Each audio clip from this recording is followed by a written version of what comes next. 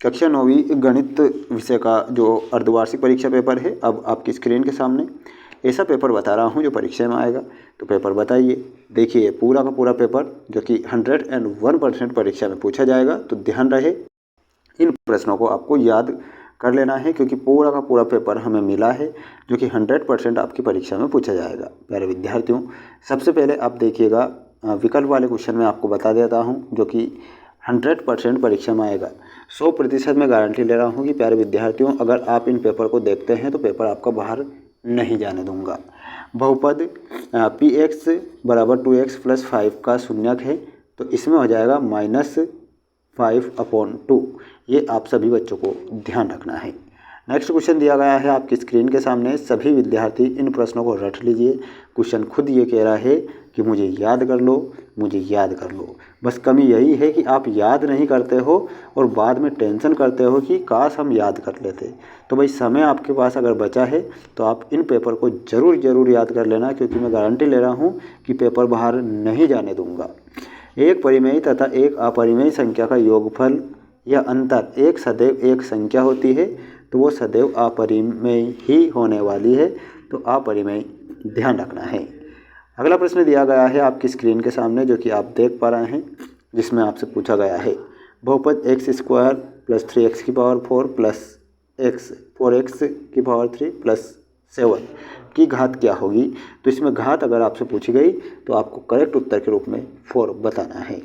अगला है a + b + c बराबर 0, a³ b³ c³ बराबर क्या होगा।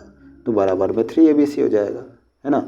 अगर मान लिया जाए प्यारे विद्यार्थियों ऐसे जो प्रश्न मैं बता रहा हूँ ये 100% मोस्ट है। सबसे मेन बात तो ये, अगर ये प्रश्न नहीं आएंगे तो क्या पेपर विदेश से अमेरिका से बन के आएगा? नहीं आएगा, पेपर यही आएगा। बिल्कुल निश्चिंत होकर पढ़िए और पेपर की खोपड़ी में छेद कर दीजिए, मेरा मानो कहना तो, ठीक है। क्योंकि त्रैमासिक परीक्षा में हमने पेपर वायरल साबित किए थे और अब अर्धवार्षिक परीक्षा में भी मैं वायरल पेपर साबित करूँगा, यह मेरी गारंटी है 100%। गोले का आयतन, अब देखिएगा, अब गोले का आयतन क्या क्वेश्चन नहीं आएगा तो फिर आएगा क्या। आप खुद सोचो कि भाई गोले का आयतन नहीं आएगा तो आएगा क्या। तो इसमें गोले का आयतन याद रखना है सभी विद्यार्थियों को, 4/3 πr³। वर्ग अंतराल 80 और 100 में निम्न वर्ग सीमा क्या है। तो 80 निम्न वर्ग सीमा होगी। वहीं अगला प्रश्न दिया गया है आपकी स्क्रीन के सामने, √2 एक संख्या है, तो √2 एक कैसी संख्या है। √2 एक अपरिमेय संख्या होगी। वर्ग चिन्ह ऊपरी सीमा प्लस निम्न सीमा अपॉन में आपको 2 बताना है। एक समबाहु त्रिभुज का प्रत्येक कोण होता है, तो समबाहु त्रिभुज के प्रत्येक कोण होता है प्यारे विद्यार्थियों 60 डिग्री का। वृत्त की सबसे बड़ी जिह्वा वृत्त का होती है, तो वृत्त का व्यास होगी। समचतुर्भुज के विकर्ण परस्पर पर समद्विभाजित करते हैं, तो प्यारे विद्यार्थियों समकोण पर। अब खुद सोचिए प्यारे विद्यार्थियों, अगर ये 100% मोस्ट प्रश्न नहीं है तो फिर जाएंगे कहाँ।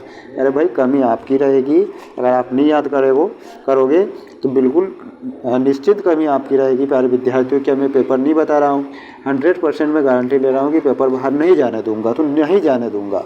वे रेखाएं जो एक ही रेखा के समांतर होती है परस्पर होती है, तो वो समांतर होती है, समानता।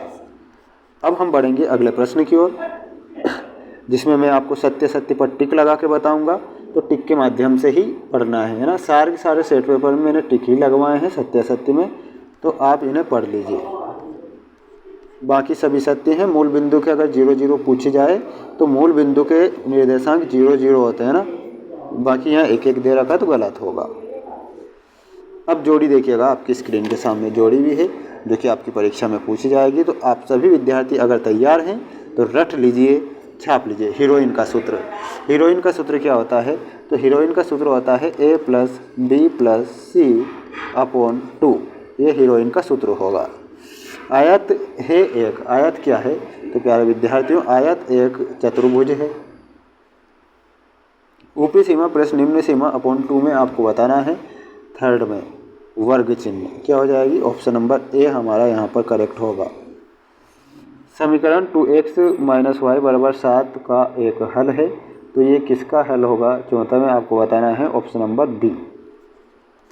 सभी बच्चों को इन प्रश्नों को रट लेना है, क्योंकि ये जो प्रश्न है ये 100% ऐसे प्रश्न हैं जो कि मोस्ट हैं और परीक्षा में आएंगे। ठीक है, इतना मैं कह सकता हूँ। बाद में आगे आपकी मर्जी। रैखिक बहुपद में चर की अधिकतम घात 1 होती है। x बराबर 3y को ax plus by plus c बराबर 0 के रूप में आपको लिखना है। तो इसमें आपको लिखना रहेगा x माइनस 3y प्लस 0 बराबर 0। बिंदु 4 माइनस 3 किस चतुर्थांश में स्थित है? तो ये चतुर्थ। बिंदु 2, 3 की x अक्ष से दूरी क्या होगी? 3 मात्रक।